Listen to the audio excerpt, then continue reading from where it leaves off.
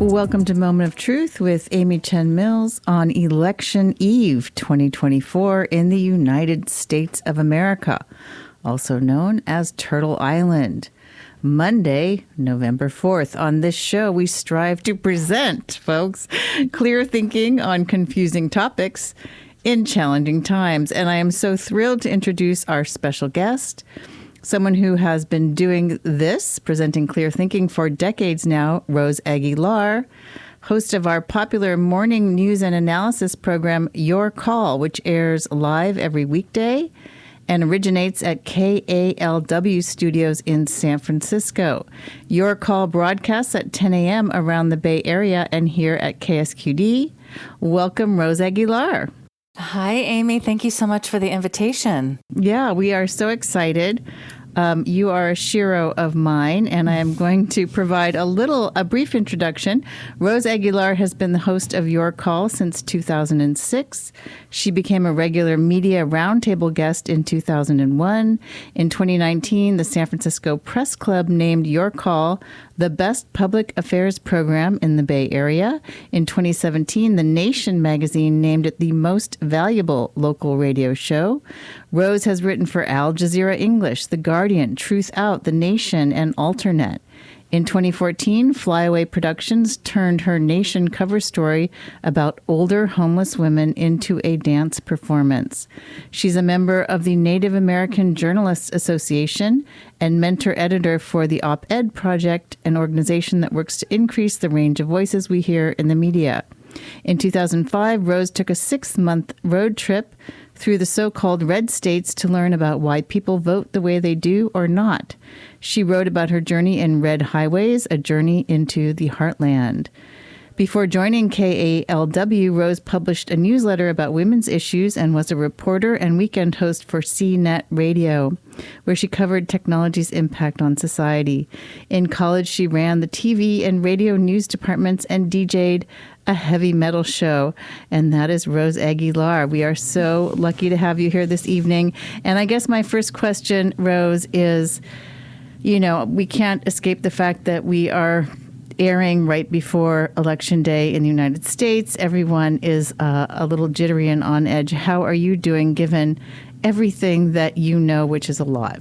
It's a very intense time, Amy. I mean, the last 8 years, many more than that, of course, but the last 8 years have just been so intense. And I have to say, I go to bed and wake up every day thinking about the overturning of Roe. And I just think about the women and the people that we are not hearing about in this country. I am so grateful to the women who are sharing their stories. I think they're so brave. These are the women who want their children. They probably have a room chosen. They've bought clothes and animals and stuffed animals and things like that. And there was a horrible problem with the fetus, their child's fetus. And they cannot get the care that they need and deserve. Some of these women have died because of this. ProPublica has been doing amazing coverage of this. In fact, we're going to have a journalist on Your Call tomorrow to talk about what's happening in Texas. So I'm grateful to those women. But what I really think about are the women and the people who we are not hearing about. The girls, the teenagers, the people who are in abusive relationships, the people who do not have money to travel. And it's just truly shocking that we're dealing with this in 2024. Mm-hmm. And I really think, Amy, that I don't like to give predictions about the election, but I really think that the pollsters are getting it all wrong. Mm. I think that so many women, older women, do you notice how in this election we're not even talking about older women over 65? I think that they're the silent majority. And I think that tomorrow night, maybe the next day, the pollsters are going to have to tell us that they got it wrong. I don't think it's neck and neck. I could be wrong. And like I said, I don't like to make predictions, but I still think that there's so much patriarchy in this country. Yeah. And they're just not thinking about what the overturning of Roe has really done to people across the country, not just in conservative states, but even in a place like California. abortion is not accessible to a lot of people in many parts of this state. And that's also important to talk about. Yeah. I do want to mention that I've been tracking Simon Rosenberg, and the Midas Touch YouTube channel. Simon Rosenberg has his own Substack called Hopium Chronicles, and Ben Meisalis, who is the host for the Midas Touch, which has sort of been anti-Trump, a YouTube channel, but still, fact-based and trying to be rational and reasonable. Just had Tom Bonnier on with Simon Rosenberg, and Simon Rosenberg has been talking about how we are flooded actually right now with right-wing influenced polls. I don't know if you've looked at this or covered this, and I'm not assuming it's an area of expertise for you, but, I think you're right. I think things are looking good. I mean, women are turning out in large numbers. Maybe 5% more than men or more than 5%. And I've heard about some older women statistics that they are turning out as well. And, thank goodness for that. So I'm actually feeling hopeful, and I'm trying to bolster our listeners a little bit, because I'm getting messages from people on social media that, I can't sleep, I can't eat, this kind of thing. Right. Have you tracked Simon Rosenberg or any of these folks, Midas Touch? Or Yes, I follow them also, and I've been also reading about these right-wing polls, and I think that brings up a really important conversation about the major media's role. And do you just run with these polls? I mean, think about what we've been hearing. I've been hearing this on NPR for the past couple of months, that this race is neck and neck, down to the wire. And is that responsible journalism? That's a conversation that we really need to have. Who's conducting the poll? How many people have been polled? How are they being contacted? Is it a landline? Yeah. Is it brand new voters? There's so many factors to these polls. And I just think that we rely too much on this, and we rely too much on the horse race. And of course, it's important to talk about how the cable shows, they've got something going for their advertisers. They want to keep people on the channel. They don't want people to turn the channel. And it's clicks. I mean, we live in such a different media environment than we did even 5 years ago. But if these polls are wrong, I really hope that there's a reckoning, that we don't just move on. Yeah. Because we can't just keep doing this every election season. Yeah, although it could work for us because we've got volunteers, the Kamala Harris ground campaign is massive. I just was out in Reno last weekend, and we were the Reno Democratic headquarters was overrun. With we were we had lines out the door. It took them a long time to get organized because there were so many people there. Wow. And so, we're looking at, also Donald Trump kind of falling apart. I call it disassembling, just starting to lose his filters and talk about sex acts and, Arnold Palmer's, manhood size and, performing fellatio on him. This guy is kind of losing it, so I hope this is all good news. And I want to also ask you, because our listeners hear you and your beautiful voice every morning at 10 a.m. And I highly recommend people listen every morning at 10 a.m. You do a lot of work to get the most excellent guests on your show. But I think people are curious about how it seems like you go back to college with doing news and radio. Have you always been a news hound? What was it as a little girl that drew you to all this? Did you always know this is what you were going to do? No, not at all. It really was in college and high school, I guess. I had a great journalism teacher and I worked on the high school newspaper. And then in college, this was a couple of years before we actually got the World Wide Web. I actually discovered the web in college. It was really an amazing time. But just learning about information, and I think I've always been so bothered by inequality and poverty.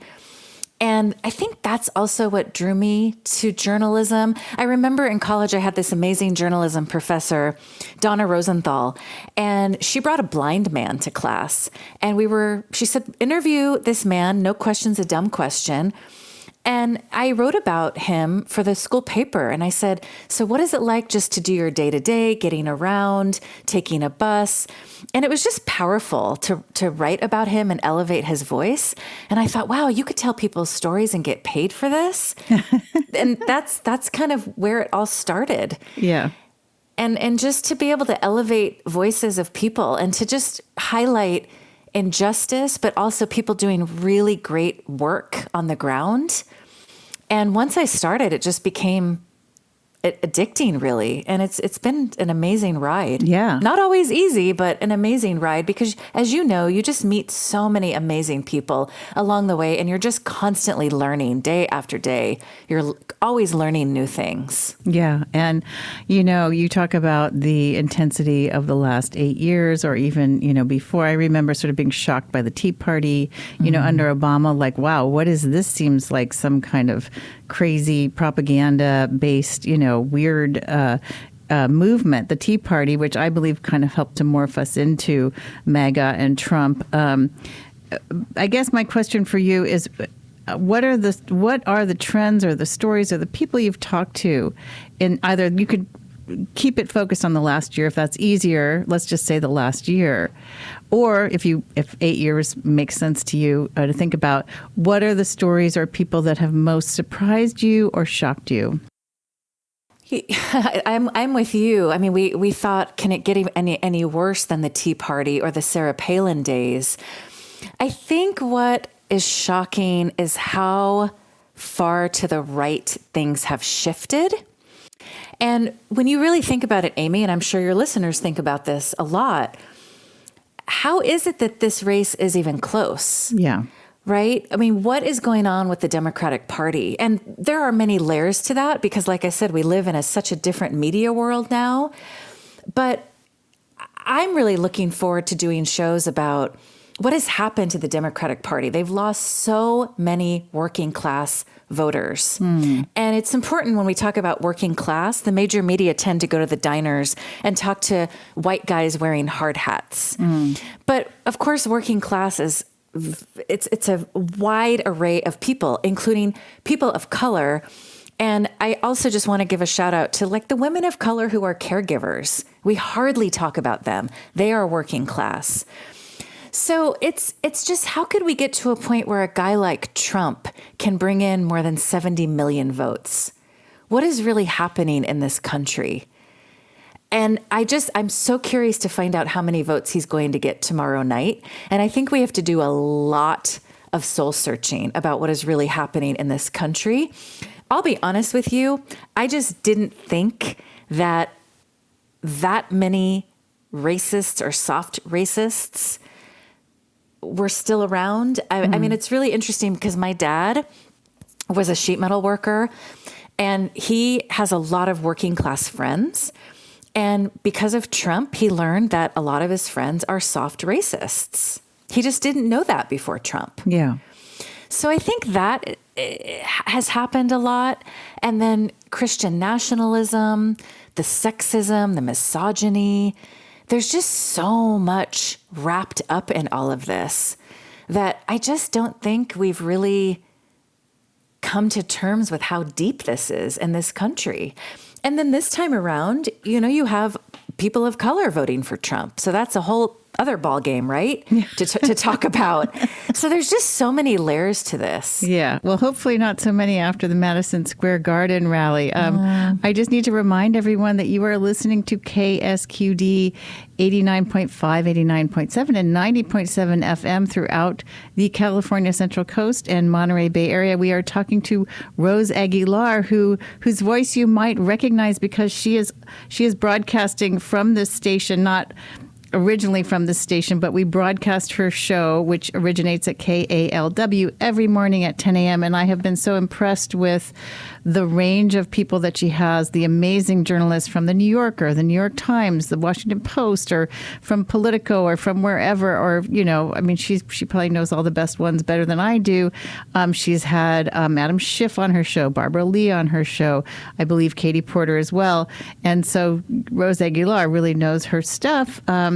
We're talking about like looking back at the last 8 years and racism for sure. I mean, there's this book now that a friend of mine was reading. I haven't read it yet, called, I think, The Klan and Broken Badges or something. And it's about how the KKK actually revitalized after Obama got elected and started to gain membership and, infiltrate police departments. And so now there's she was saying, oh my gosh, they're so well armed. They're actually super well funded. They've infiltrated a lot of police departments. I mean, that to me was also one of the most shocking things about Trump was, oh gosh, we are so racist.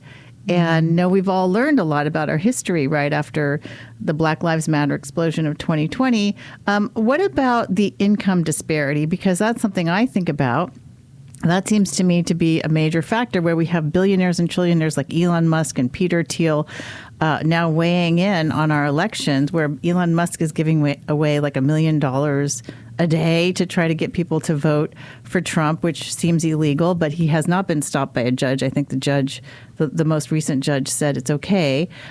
What do you think about that, having interviewed a lot of labor folks and economic folks? And, it feels like that's part of what's happening too. This is one of the areas that's really tough for me because we have an hour every day. So we have 5 hours a week. And we really struggle behind the scenes to determine what do we focus on. We cannot ignore the racism, the misogyny, how dangerous this guy is. January 6th, what you just laid out there with white supremacists joining police forces across the country. We can't ignore that. But because we spend so much time on that, it means that we're not really talking about poverty and inequality. And I struggle with that every single day because I'd rather do shows about poverty and inequality, but we also have to talk about extremism. So I'm really upset about the fact that poverty is not really getting attention in this election at all. And we've had people on from the Poor People's Campaign, and they have found that there are 140 million poor and low-income people in the United States. Wow. That is so many people. Yeah, that's like half the population. Exactly. And they find that if politicians would actually speak to these people and work for these people, they would vote and they could actually change what we're seeing in this country. 3 to 5% more people voting could change the direction of the country. I loved the Electoral College commentary that you played before your show, because I just wish that would get more attention also. In some ways, I feel like we're just living in a farce because Trump is there because of the Electoral College. 2000, that was the Supreme Court, but when you think about it, the Supreme Court justices really shouldn't be there because of the Electoral College. But so much of what we talk about now is happening because of the Electoral College. Yeah. Right? Yeah. But the fact that we're just not talking about low income and poor people in this country, you hear that the economy is so important day after day after day, and that's true. But can we drill down and really talk about how these policies are affecting people who can barely make ends meet in this country? And all the unhoused people. Exactly. That's not hardly gotten attention. Like everywhere. Right. Yeah. Yeah, I know. We're talking with Rose Aguilar, who is the host of Your Call Radio, also an Indigenous radio show host, which I learned when I looked into her bio. And she has covered so many topics, so many important topics, all things that we care a lot about at Moment of Truth here on K-Squid. Rose, I wanted to talk about something that's been a big part of our community, which is a lot of protest against what's happening in Gaza. You have covered this, and also now in Lebanon, the West Bank, including Israel, of course, October 7th. But then the response from Israel has been horrendous. And you've covered this. And so people in our community are having a hard time getting behind Harris. And when I'm trying to be enthusiastic about Harris, which I am somewhat enthusiastic about Harris because she's a woman, I think because she's a woman of color, because I think she's from a different generation. I think she will see things differently. Other people are like, I cannot talk about Harris, think about Harris, promote Harris in any way. Right. And I'm wondering how you feel about it, or if you want to talk about your coverage of what's happening to Palestinians, because it's been very intense. Like, you've had doctors on who have left Gaza and who are just horrified, have horrifying stories to tell of children being killed and shot and families and, just unbelievable carnage. Yeah, I think it's also important. I just looked up the latest numbers because I find that when the media, public radio, talk about this, they don't mention the numbers. And so according to the latest numbers, at least 43,000 Palestinians have been killed, 102,000 wounded. But the Lancet says those numbers are going to be so much higher when this ends because of the bodies under the rubble. I mean, it's absolutely horrific. The doctors that we have had on say that they are certain that children are being killed by snipers. I mean, I'm sorry, this is just so horrible to talk about, but because the gunshot wounds are just so precise. And then the other thing that really is so devastating is the number of people who have lost their limbs. So many amputees in this assault. And the thing that we also bring up, and this has bothered me from the start, you hear in the major media that the majority of those killed have been women and children, as if men don't matter, right? Or as if men are all terrorists. And I think what's been so horrific about this is we're watching this unfold on social media. And I have seen, and when you really take a deep breath and you close your eyes, think about the fact that someone in a hospital has their phone out and is taking video of someone in this horrific situation where they just lost their daughter or their mom or their grandma or their aunt or name it. They're taking that video because they want the world to see this. I mean, I can't imagine being in a hospital and taking a video of this. Right? It's just so devastating. And I bring this up because I've seen so many dads who've lost their kids and are just, I feel really awkward watching it because you almost feel like, do I have business watching this? This is this person's private time, but the person who took that video wants you to watch that because they want you to do something about it. Yeah.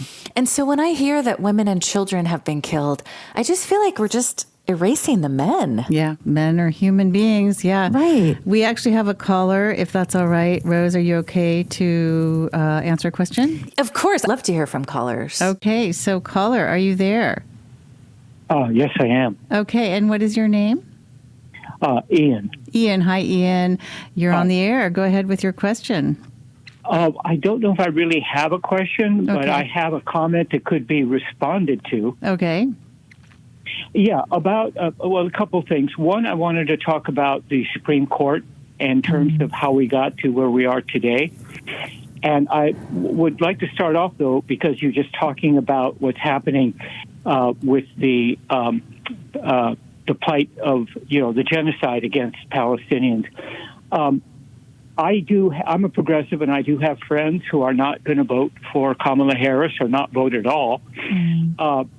And I have yet to hear from any of them or anybody I have heard in the media who is a third-party progressive and not going to vote for Kamala Harris and the Democrats. I have yet to hear a good rationale as to why they think it's going to be any better under Trump. Because after all, it's going to be worse. Trump has said to Netanyahu, finish the job. It seems to me that the difference between the MAGA Republicans and the Democratic Party is that we can, as we found out in the 60s with Johnson in the Vietnam War, they can be shamed and we can move them.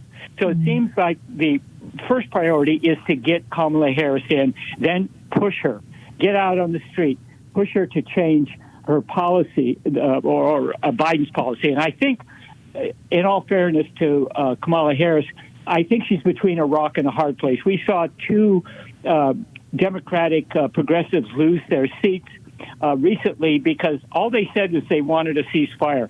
The Jewish lobby came in, AIPAC, and they lost their seat. So Ian, I'm gonna jump in and ask a question to our guest, if that's okay, based on what you're saying, which is, do you see any hope, Rose Aguilar, in Harris? Because you've probably covered this and thought about it. And do you support Harris? Well, so I will. You reminded me of a video that I saw last night. John Oliver did a whole commentary on Harris, and he quoted Rua Rahman. She's the Georgia state representative who is Palestinian, who tried to get a speaking slot at the DNC. And she said she wanted to speak in favor of Harris. Her speech was pretty tame. I'll put that in quotes, but you know what I'm talking about, right? Pretty tame for the Democratic convention. They wouldn't allow her to speak. Yeah, and I know. Mm-hmm. Right. And so I completely understand why people say they cannot vote for Harris. I completely understand that. But someone like Rua Rahman, who lives in Georgia, a battleground state, says she's going to support Harris because she can be pushed and people can organize around Harris. The same does not apply to Donald Trump, period. And so, I've heard there's a video going around of people who call themselves radicals. There's Native people, there's Palestinians, there's others in this video who say the same thing. They say, look, we are proud radicals, and we know that the system does not work for us, and we don't work for the system, but we will be able to organize and push someone like Kamala Harris. If we organize around Donald Trump, we could be either arrested or deported. And that is just a fact. Or shot in the legs, which is something that he has proposed, or just literally shot. Like that's what, not just Trump, but all the people around him have been talking about, shooting, killing even the parents of trans kids. Now, we're going to have to go into a break. Ian, you had a comment about the Supreme Court. Do you want to hold on the line, or do you want to get off the line now? I'll hold. Okay. And then just, kind of keep it short, because we definitely want to give Rose time. And we will be right back after this break. You're listening to KSQD 89.5, 89.7, and 90.7 FM in the Monterey Bay.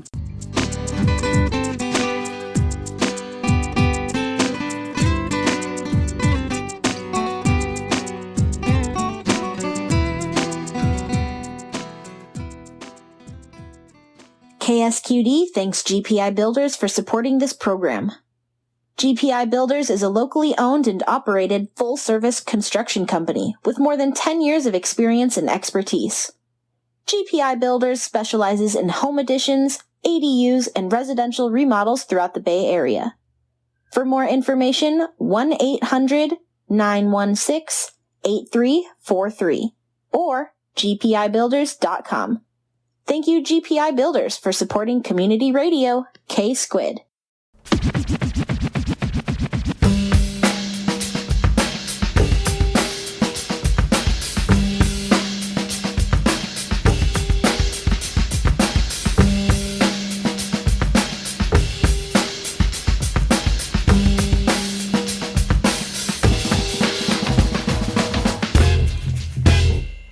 That was the theme music for Rose Aguilar's show, which airs right here on KSQD every morning at 10 a.m. It's a news and commentary and analysis show, and Rose Aguilar is the host. It's called Your Call, and we are actually on the line with Rose Aguilar. We are so excited. We were talking about just now supporting Harris given, the genocide in Gaza, and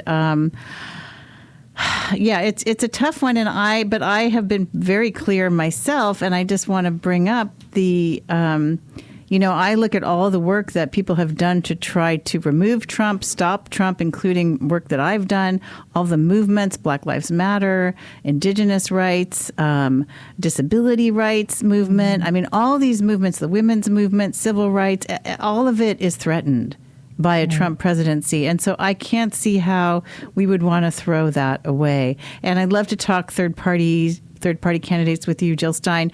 But we do have, I believe, Ian on the line still. And Ian, can you make your comment very short or make it a question so that we have a lot of time with Rose? Well, I have a comment, and Ms. Aguilar can respond. I have a complete analysis of how we got into this situation, but I'll try to condense it down and therefore sort of dumb it down into just a minute or so. I think the biggest mistake the progressive left made was with the 2000 Nader campaign, where they told people on the progressive side there was no difference. Well, there was a big difference, and that is the president nominates Supreme Court justices. And what happened? Because Nader threw the election, that's what happens in the kind of system we have. A vote for a third party is a spoiler vote. When are the progressives going to get that? But what happened is we got instead of the Green Party campaign for finance reform, what happened? The irony was we got Citizens United because of the Republican presidents appointing Supreme Court justices, and every Republican president, including Trump, has made a record number of appointments, especially lower court federal judges. So now we have a Supreme Court that's given us Citizens United, banning women's right to choose, unleash the dictatorial powers of the president, gutted the Supreme Court, Civil Rights Act, and all of that is the curse that keeps on giving for the Republicans. I predicted back in 2000, when people said there was no difference, I predicted that because of the Supreme Court, for third-party progressives, this was going to come back and bite them in the butt. That has happened. Okay, well, let's don't make the same mistake this election. Yeah, let's speak to this. Okay, thank you so much. This is a good question because I've seen people send me articles about actually third party. These people wouldn't have voted anyway. These people weren't going to vote for Harris anyway. Weren't going to vote for Gore anyway. Kind of thing. Have you done any stories on this about, or even like Jill Stein to me has been a revelation. Like her investments in fossil fuels. I'm like, who is this person really? Right. I mean, this has come up so many times over the years, going back to the year 2000. The same question with third parties. People are saying, well, Al Gore didn't win his own state. Well, like you just said, I wouldn't have voted. Jewish people in Florida voting for Buchanan. They didn't mean to vote for Buchanan, but it was the way that the ballot was set up. I mean, there's just so many factors to all of that. But again, I think it goes back to the Electoral College and back to the Democratic Party. What have they done to get rid of the Electoral College? I mean, it's such an undemocratic system. And when you look at wealthy countries around the world, the United States is the only country that still uses the Electoral College. When you explain this to people in other countries, they're absolutely shocked. They cannot believe that the person who wins the popular vote does not become president. And what has it been, 20 years since the Republicans have won the popular vote? So it's fundamentally, the system is so undemocratic. And I actually have been kind of surprised, given that there's conversations about democracy happening constantly, that there's not more of a conversation around the Electoral College. Yeah. I just don't understand why it's not getting more attention. Yeah. We have more callers. Are you okay with another call, or do you want to say something else? No, please. That's fine. Okay. Great. Caller, are you on the air with us? Hello. Oh, yes, I am. Yes, okay. I am. And what is your first name? Carrie. Hi, Carrie. Go for it. Yeah. I wanted, so we got to back up to a little while ago when you were discussing Gaza, and I mean, I could jump in on other issues too, like the death pangs of the Klan. I say that they're whatever they do, it's still they're gasping for their last breath of air. Yeah, let's hope so. Yeah. I'm a YouTuber, and I've become aware of this woman who is the UN Special Rapporteur for Gaza. And she's in her first 3-year term, and this lady is out there kicking it. And she, if you listen and watch, there's a lot of energy going into doing whatever it takes to get Israel stopped with what they're doing. And anyway, her name is Francesca Albanese, and she's the UN Special Rapporteur for Gaza. And she's lived there, and she's just really, she's had several big press conferences lately, so I just wanted to get her name out there. Carrie, and do you have also a question for Rose? No, I just wanted to comment on Gaza. Okay, great. Well, thank you so much. I hate to cut you off, but I definitely I have so much more to talk about with Rose Aguilar. So thank you for your call. So we're talking about Kamala Harris, and let's spend a little bit of time on something positive. I mean, we have seen, Lena Khan at the FTC doing some really good work around antitrust and monopolies. We've interviewed people on this show who are from the DOJ who have written books about private equity and are going after, private equity and these, so it looks like, and then there's a lot of union support from the Biden administration, so that's the other side of this. Do you see, and I've heard you actually talk to people who either work with Bernie Sanders. Did you actually interview Bernie Sanders at one point? I feel like someone was talking about Bernie Sanders saying there are a lot of positives around climate and things that are happening within the Biden administration. And a lot of people don't look at policy. They don't have time to read through all this legislation. Yes. And that's where the action really is. And it's too bad it's so boring. You know what I'm saying? Especially in the IRA and Build Back Better. What do you see in terms of positive features or of the Biden administration and what Harris is proposing? Do you feel hope? Oh, well, it's such an interesting point because on today's show, so just to let your listeners know, after the 2016 election, we knew that the major media would not spend enough time on the climate crisis, and they were going to latch on to the most horrific racist thing coming out of Trump's mouth, right. And that was going to be the topic of the day. So we got together and said, we've got to dedicate every Monday to all things climate, whether that's plastic pollution, trying to prevent whales from being struck by boats, all things climate and planet related. So we've been doing that. I can't believe it's been 8 years. And this morning, Antonia Juhas, who's an amazing climate reporter, was on the show, and she wrote this fantastic piece for Rolling Stone. And again, this is why I think the Democratic Party, you've got to talk about them, and you've got to have time to talk about it. You can't do it in a soundbite.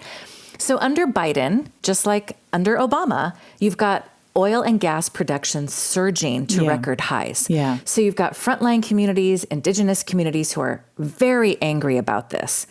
At the same time, to your point, Amy, when you really dig into the policies, the Biden administration is doing what no president has done in the past. So Antonia Juhas uncovered, and I've never even heard of this. It's called the Justice 40 Initiative.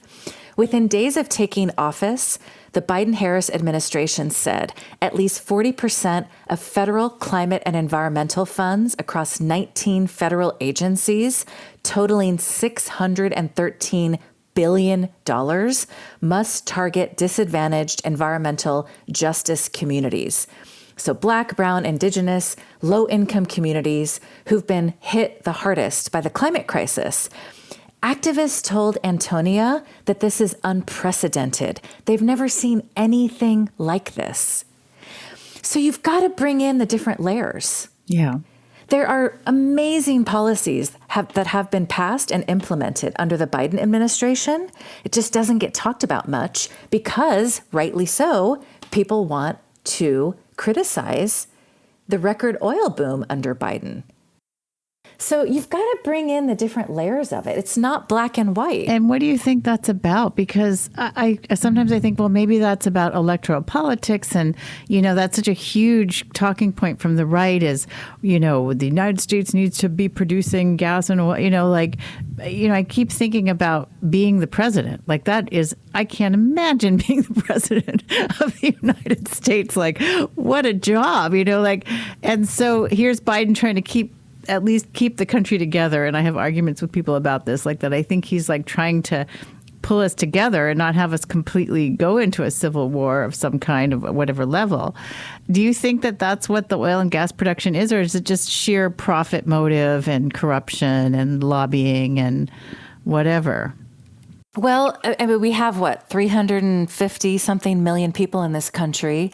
And unfortunately, we're not even really we're talking about electric cars, which is good, but what about public transportation? Yeah. And so there's a lot of energy use in this country. And I think we're only beginning to really talk about the transition to green energy and what that's going to look like. And it's not going to be easy because you've got a lot of native tribes saying, we do not want you to mine on our lands. Or activists saying, we do not want you to go grab those nodules that are in the deep depths of the ocean. And those are needed for electric cars and other green energy technologies. Leave that part of the world alone. So this is going to be a really rocky couple of years. You can't just all of a sudden move to green energy without any side effects. And solar panels, I mean, there's just so many questions. How is this going to happen? Who is this going to affect? So there's just a lot of layers to this, but we're going to actually do a number of shows about what will it actually take? Because the scientists on our show say you have to drastically reduce greenhouse gas emissions by the year 2030. That's in 5 years. And if you do not do this, I mean, what we're dealing with right now is horrific. Yeah. And it's just going to continue to get worse. I know. I was a climate activist for some time, and I may be again. We'll see how that goes. But you are listening to KSQD 90.7, 89.7, 89.5 FM throughout the Monterey Bay. Your ink spot on the dial, and we are talking to Rose Aguilar, who is the amazing host of Your Talk. Coming out of KALW in San Francisco. It's a talk show and news show and analysis show every morning at 10 a.m. here on K-Squid. If you haven't listened to it, I highly recommend you do. You can also listen to the archives on all the podcast sites and on the KALW website. Okay, let's turn now to the election. Let's turn now to tomorrow, because you have covered Project 2025 in depth. I think you devoted like a whole week or 2 weeks to Project 2025. Is that right? We actually did one show a week for 3 months. Okay, gotcha. So yeah, that's how it went. And I was listening to a show on labor that just flipped me out because it was talking about the journalists and the labor organizers that you had on the show were talking about how the plans are really to basically shut down the labor movement, like remove overtime pay and just like not allow minimum wage standards to even be set up in states or nationally at all. Right. It's horrifying at what we're looking at. So I guess I'm wondering, in terms of MAGA and Project 2025, okay, do you see any good over on that side? Well, what's fascinating to me about this, so we're talking about a 900-page document. Right. They put it out there for everyone to see. I know, weird. And I thought long and hard about this. Well, why did they do that? And I thought, because if they win, they can say, look, we have a mandate. We told you what we were going to do. I don't think they realized that it would actually find its way into pop culture. And I remember People Magazine had a spread on Project 2025. Wow. My dentist office has People Magazine. So you're getting a lot of people across the board who are maybe not news junkies like a lot of us, reading about Project 2025 at the BET Awards. I think it was Taraji, I'm sorry, her name escapes me, but she mentioned it from the stage. And so many people are talking about Project 2025. Unfortunately, it kind of dropped off of the headlines for the front pages in the last couple of months. But we have had amazing guests talk about it. And I have to say, I think one of my, I don't want to say favorite shows, but the show I think about the most is with a group I've never heard of until we did this show. They're called Democracy Forward. And they put together the People's Guide to Project 2025. They did an amazing job with this. And it's really head-spinning because what has gotten a lot of attention, and it deserves a lot of attention, is that they want to get rid of the Department of Education. They're going to fire 50,000 civil servants and replace them with MAGA loyalists. Now, something I learned about, thanks to ProPublica, they got a lot of leaked video. And when you think about what happens in government, it's very easy to criticize government, but there are people who dedicate their lives to making sure that government works, like low-level people at the EPA or mid-level people at NOAA. These people care so much about the environment. Yeah. And there's a lot of debate, no matter who's in power. They debate issues behind the scenes. And that's what these guys don't, and some women, these guys do not want debate. So they want to bring in MAGA loyalists. So that's really important to focus on. But what I loved about Democracy Forward is that they brought out things that hardly anyone is talking about.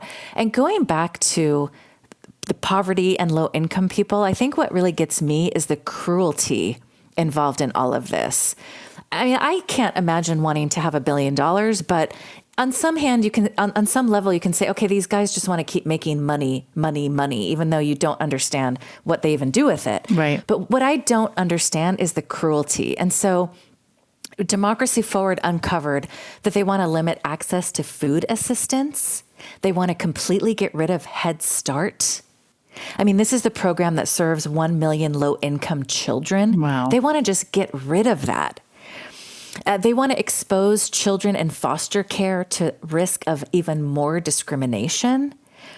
And so that's the thing that also, I think, under 8 years of Trump, that has really brought out something that I guess I don't know, call me naive. I just don't understand the cruelty of all of this. Why take people's food stamps away? Yeah.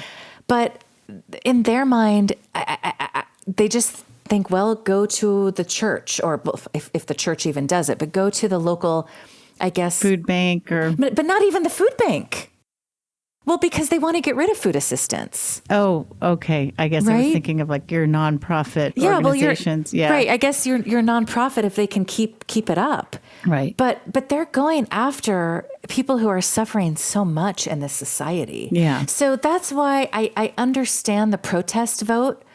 But in a battleground state, I would say really think about people who are going to get hit the hardest here. Yeah, I know. It's horrifying. It is horrifying. And I think that a lot of folks have been paying so much attention to Israel, Gaza, Palestine, Lebanon, that they have, sort of lost track of what's happening on the MAGA side. And I really wanted to ask you about disinformation.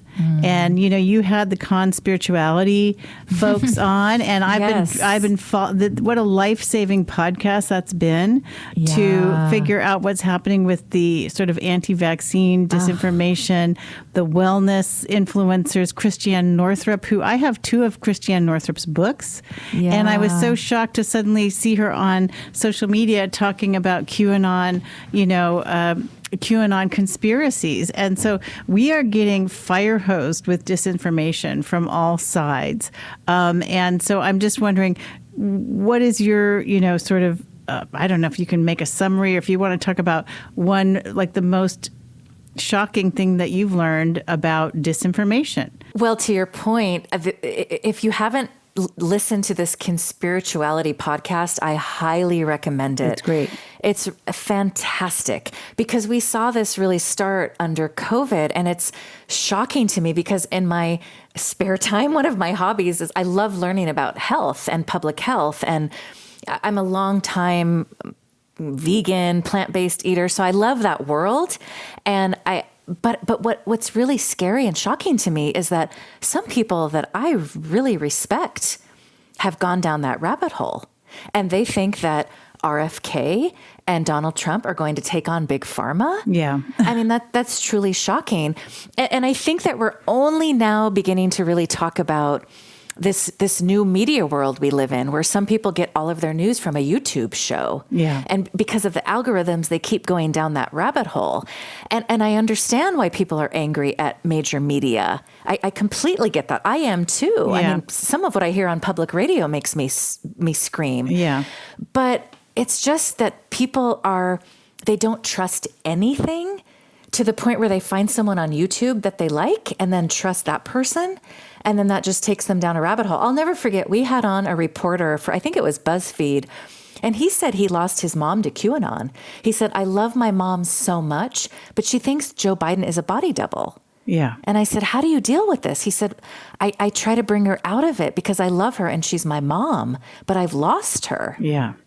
And I think we've all experienced something similar, whether it's a friend of a friend, maybe not in our close circle. Yeah. But we've heard about it. I've lost friends. Yeah. Yeah. And I don't think anyone has an answer. I think we just really need to keep talking about all of this, but also keep talking about poverty and inequality, because you talked about money in politics. And Amy, I'll be honest with you. We used to do so many more shows about money in politics.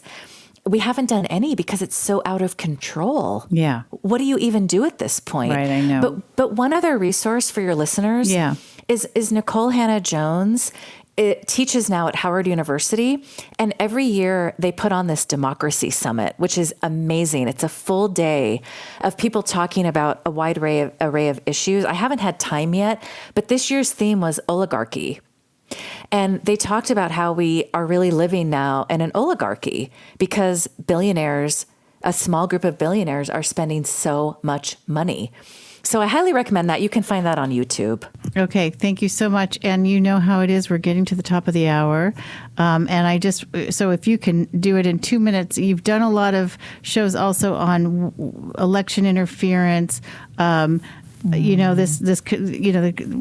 the MAGA side is going to do now, whether they win or, if they win, they're not going to do it. But if they lose, and which I think they might, they are going to do this. Can you just sort of brace everybody for what to expect in the next weeks, months? Yeah, so Tim Alberta had an interesting piece in The Atlantic about the infighting in the Trump administration. And he pointed out that one of the reasons why they do not have a good ground game is because they're spending so much money on lawsuits. They've got the lawyers ready. They've got the lawsuits ready. But you've got people like Mark Elias, who's also ready, and amazing lawyers who are standing up for voters and for people who are waiting in line. I just read that at a university in Florida, the young people are standing in line for 2 to 4 hours. And because of these horrible laws in Florida, you can't even give them bottles of water. Gosh. So I really hope that we're not going to see violence. We know that anything is possible, but tensions are so high. And we're going to keep an eye out for that. I just hope it doesn't come to that. But because of what's happening, and because people think that, Trump did not lose the election last time around and will not lose this no matter what happens, let's just hope that we don't see violence. But I think that it'd be nice to end just to talk about people who are doing such good work out there. And they just deserve so much attention. They're knocking on doors. All of the women sharing their horrific stories. People are doing amazing work. And again, to elevate the voices of older women, I've seen women in Utah, in Oklahoma, in Mississippi, in places where we don't even talk about. They're just talking about seeing long lines in places where they've never seen long lines before. Yeah.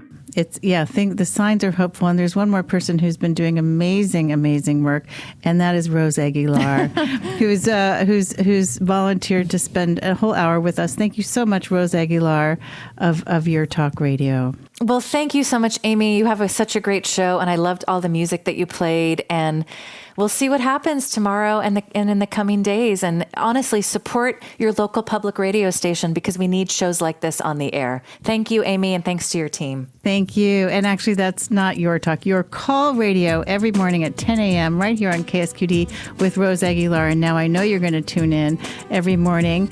I need to thank our Moment of Truth team, Nyanko Nyasu, Mailing Obinada, Vara Ramakrishnan, Todd Zimmerman, and Joyce Schendeldecker. Thanks also to Howard Feldstein and the entire KSQD team on the California Central Coast. Find Moment of Truth on Discord and on social media at Amy Chen Mills, and now at the Moment of Truth Substack. And find our new Moment of Truth Collective on Instagram and Facebook channels. Nativerse Studios created our theme song, and Kathy Krizik created our logo. Listen to all our past shows at your favorite podcast sites on Apple, YouTube, and Spotify, and on the new KSQD app.